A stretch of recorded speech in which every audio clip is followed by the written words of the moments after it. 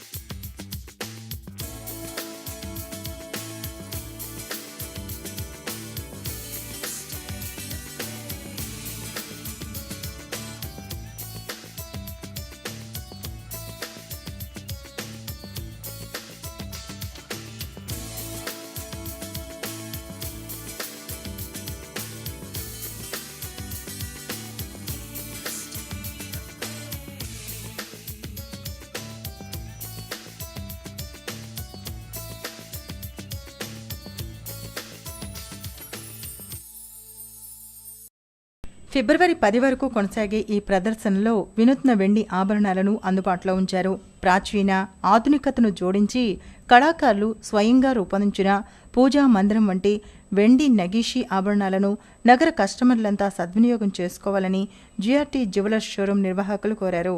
జనవరి 15వ తారీఖు నుంచి ఫిబ్రవరి 15వ తారీఖు దాకా సిల్వర్ యాంటిక్ మేళా అంటే మీకు పురాతన శైలిలో వెండి నగీషీ వర్క్తో టోటల్గా చేతి పనితనంతో తయారు చేసే పద్ధతితో ఈ ఐటమ్ అన్నీ కూడా మీకు దొరుకుతాయి. చూసారంటే ఇప్పుడు పూజా మందిరంలో మనం పూజకు మందిరంలో ఒక పెట్టుకునేదానికి పూజ విగ్రహాలు పెట్టుకునేదానికి మందిరాలు చాలా డిఫరెన్స్ స్టైల్స్లోని మోడల్స్ ఇప్పుడు నూతన శైలిలో మనకి పురాతన శైలి నుంచి ఇప్పుడు నూతన శైలికి మార్చి దాన్ని ఇప్పుడు ఎలాగైతే మనం కస్టమర్స్ ఎలాగ లైక్ చేస్తున్నారో అలా డిజైన్ మోడల్తో మేము చేతి పన్నంతో తయారు చేసి ఈ పురాతన మోడల్ని ఇప్పుడు ఈ 1 మంత్ వరకు స్పెషల్గా ఇక్కడ ప్రదర్శన మరియు అమ్మకం చేస్తున్నాము. సాయిబాబా రోడ్ హనుమయ్య నగర్లో నిన్న అగ్ని ప్రమాదం జరిగింది. 6 ద్విచక్ర వాహనాలు అగ్నికి ఆహుతయ్యాయి. ఈ ప్రమాదంలో 6 ద్విచక్ర వాహనాలు పూర్తిగా దగ్ధమయ్యాయి. స్థానికంగా యువకుల మధ్య నెలకొన్న వివాదాలే ఈ ప్రమాదానికి కారణమని స్థానికులు తెలిపారు. ఈ అగ్ని ప్రమాదం ఘటనతో స్థానికులు కొంత భయాందోళనకు గురయ్యారు.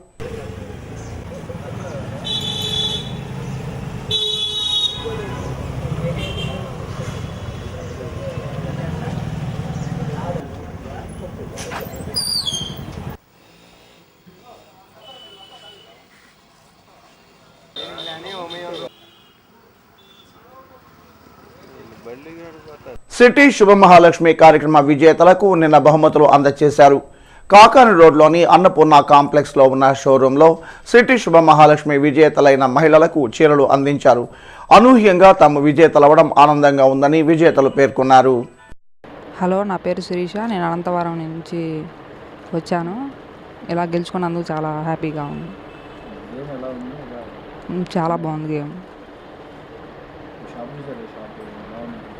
షాప్లో బట్టలు కూడా బాగానే ఉంది. సిటీ కేబుల్ వాళ్ళు శుభమహాలక్ష్మి ప్రోగ్రాంలో పాల్గొన్నానండి. సెకండ్ కాలర్ని. చాలా సంతోషంగా ఉంది నాకు శారీ రావటం. షాప్లో ఐటమ్స్ కానీ శారీస్ కానీ ఓనర్ గారు కానీ అందరు చాలా బాగా ఎంకరేజ్ చేస్తున్నారు. శుభమహాలక్ష్మికి అందరికీ స్వాగతం. ఇక్కడ చాలా శారీస్ మాత్రం చాలా బాగున్నాయి అన్నమాట. మీరందరూ కూడా ప్రోగ్రామ్స్లో పార్టిసిపేట్ చేసి ఈ శారీస్ని, ఈ శుభమహాలక్ష్మి సిల్క్ శారీస్ని మీరందరూ కూడా పొందాలని చెప్పేసి మేము అనుకుంటున్నాము. గేమ్ చాలా బాగుందండి, చాలా ఈజీగా కూడా అడిగారు. గుంటూరులో నూతనంగా Royal Enfield Bullet bike showroom ఏర్పాటైంది. కొరటిపాడులో ఏర్పాటు చేసిన ఈ షోరూంని MLA Modugula Venugopal Reddy, ZP chairperson Janimon ముఖ్య అతిథులుగా హాజరై ప్రారంభించారు. ద్విచక్ర వాహనాలలో లెజెండ్ లాంటి bike Royal Enfield Bullet bike అని ఎమ్మెల్యే మోదుగుల వేణుగోపాల్ రెడ్డి తెలిపారు. నగరంలోని కొరటిపాడులో నూతనంగా ఏర్పాటు చేసిన రాయల్ ఎన్ఫీల్డ్ బుల్లెట్ బైక్ షోరూంను MLA Modugula, ZP chairperson Janimon ముఖ్య అతిథులుగా పాల్గొని ప్రారంభించారు. ఎన్ని ఏళ్లు గడిచినా ఆదరణ తగ్గని వాహనం బుల్లెట్ అని మోదుగుల చెప్పారు. రాజధాని అయిన గుంటూరులో ఇలాంటి షోరూం ఏర్పాటు చేయడం ఆనందంగా ఉందని వివరించారు. అంటాం కదా, ఇంటే మహాభారతం వినాలి, తింటే గారెలు తినాలి, నడిపితే ఎన్ఫీల్డ్ నడపాలనేవాళ్ళు. మరి అటువంటి ఎన్ఫీల్డ్ అనేది ఒక అలంకారమైనటువంటి వెహికల్ కాదు. ఇది ఇట్స్ ఎ గ్రేట్ లెజెండ్ లాగా ఉన్నటువంటి వెహికల్. ఇది భారతదేశం పొరుగు సేనలతో యుద్ధం చేసినప్పుడు కూడా దీని రోల్ చాలా ఉంది. ఇది అదే నేను హిమాలయాస్కి వెళ్ళినప్పుడు, లే ప్రాంతానికి వెళ్ళినప్పుడు చాలా ఎన్చాంటింగ్ ఉండేటువంటి డ్రైవ్స్ అన్నీ చేయాలంటే వాళ్ళ ఆప్షన్స్ ఓన్లీ రాయల్ ఎన్ఫీల్డ్. అదే రాయల్ ఎన్ఫీల్డ్ షోరూము ఈరోజు కురకారులంతా కూడా సీసీ బైకులకు అలవాటు పడ్డారు, కానీ ఇప్పటికీ రాయల్ వెహికల్ ఎన్ఫీల్డే. బట్ దట్ ఈరోజు గుంటూరు పశ్చిమ వర్గాన్ని తీసుకురావటం, మరి నాకు కూడా బుల్లెట్ కొనుక్కుని బుల్లెట్ తిరగాలని ఉంది, కానీ బట్ ఉన్నటువంటి యొక్క సేఫ్ దృష్ట్యా ఇవన్నీ కూడా ఏంటంటే టూ వీలర్స్ వాడలేం కనబట్టి సాధ్యంత వరకు బుల్లెట్ అనేది డెఫినెట్గా గుంటూరు, ఎందుకంటే మాకు చిలకలూరుపేట నియోజకవర్గంలో పత్తిపాటి పుల్లారావు గారు కూడా చెబుతారు ఇప్పటికీ. అధునాతన సౌకర్యాలతో రాయల్ ఎన్ఫీల్డ్ షోరూంని నెలకొల్పినట్లు షోరూం నిర్వాహకులు లోకేష్ పేర్కొన్నారు. Royal Enfield second showroom open చేయడం జరిగిందండి మన గుంటూరు జిల్లా, దీంట్లో గుంటూరు పట్టణంలో. మొదటి షోరూమ్ ఆటోనగర్లో ఉంది. ఇప్పుడు కొత్త బ్రాండ్ ఐడెంటిటీ తోటి సెకండ్ షోరూమ్ స్టార్ట్ చేయడం జరిగింది. ఇప్పుడు ఈ షోరూమ్ స్పెషాలిటీ ఏంటంటే యాక్సరీస్ వచ్చినాయండి, టీషర్ట్స్, హెల్మెట్స్ కంపల్సరీ చేశారు ఆర్టీఐ వాళ్ళు, అందరికీ తెలిసిందే అది. సో ఆ సేఫ్టీ స్టాండర్డ్స్ ప్రకారం కంపెనీ వాళ్ళు డిజైన్ చేసి రిలీజ్ చేసిన హెల్మెట్స్ అండి. ప్లస్ టీషర్ట్స్, రైడింగ్ గేర్ ఉంటుందండి, స్పెసిఫిక్గా బైక్ డ్రైవ్ చేసే వాళ్ళకి, లాంగ్ డ్రైవ్స్ వెళ్ళే వాళ్ళకి సేఫ్టీ ఆస్పెక్ట్స్ తోటి నీ గార్డ్, యాంకిల్ గార్డ్స్, ఇట్లా మొత్తం total body in case of ఏదన్నా కింద పడినా అట్లా దెబ్బ తగలకుండా ఉండే విధంగా సేఫ్టీ ఫీచర్స్ తోటి రిలీజ్ చేశారండి. ఈ కార్యక్రమంలో ప్రముఖ ఆర్థోపెడిషియన్ డాక్టర్ అమర్నాథ్, షోరూం ప్రతినిధి పృథ్వీ, ట్రాఫిక్ డీఎస్పీ కండే శ్రీనివాసరావు తదితరులు పాల్గొన్నారు. గుంటూరు బస్టాండ్ను కార్పొరేట్ స్థాయిలో ఆధునీకరించినట్లు ఆర్ఎం శ్రీహరి తెలిపారు. నిన్న బస్టాండ్లోని తన కార్యాలయంలో ఆయన విలేకరులతో మాట్లాడారు.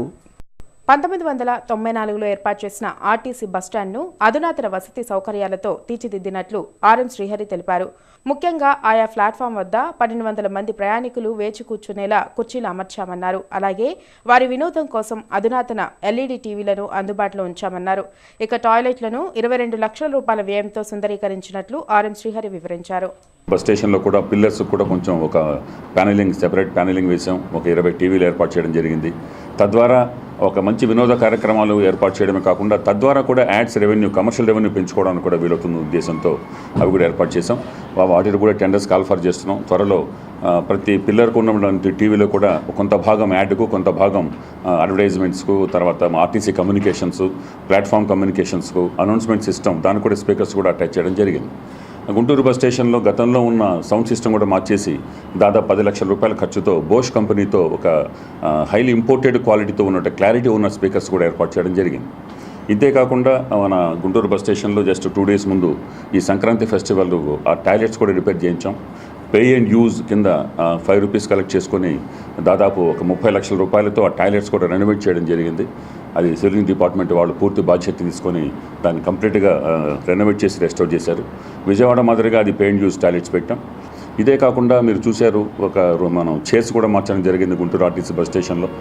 జస్ట్ నిన్ననే అరైవల్ బ్లాక్లో కూడా చైర్స్ మార్చాం. టోటల్గా ఇప్పుడు దాదాపు ఇక్కడ ఒక 300 మంది, 1200 మంది యథేచ్ఛగా సాఫీగా కూర్చోవడానికి కూడా పెట్టాం. ఇప్పుడు సింగిల్ రోస్లోనే ఫ్యాన్స్ ఉన్నాయి, డబుల్ రో ఫ్యాన్స్ కూడా తీసుకొచ్చాం. అవి కూడా 3-4 డేస్లో ఫిట్మెంట్ జరుగుతుంది. రాజధాని మాస్టర్ ప్లాన్, గ్రీన్ బెల్ట్ పర్యవసానాలు, ప్రభావాలు అనే అంశంపై సిపిఎం ఆధ్వర్యంలో రౌండ్ టేబుల్ సమావేశం జరిగింది. బ్రాడీపేటలో జరిగిన ఈ కార్యక్రమంలో వివిధ రాజకీయ పార్టీల ప్రతినిధులు పాల్గొన్నారు. రాజధాని మాస్టర్ ప్లాన్ ప్రజలకు శాపంగా మారిందని సిపిఎం ఆరోపించింది. ప్రజా రాజధాని నిర్మిస్తామని చెప్పిన నేతలు సింగపూర్కు అనుగుణంగా మాస్టర్ ప్లాన్ను రూపొందించారని సిపిఎం సిఆర్జీఏ ప్రాంత పరిరక్షణ సమితి నేత బాబురావు అన్నారు. మాస్టర్ ప్లాన్లో అభివృద్ధి ఒకే చోట పరిమితమైందని అభిప్రాయపడ్డారు. వెంటనే మాస్టర్ ప్లాన్లో మార్పులు చేయకుంటే రాజకీయాలకు అతీతంగా పోరాటం చేసేందుకు సిద్ధమని బాబురావు హెచ్చరించారు. మరికొన్ని వార్తల్లోకి వెళ్లే ముందు బ్రేక్.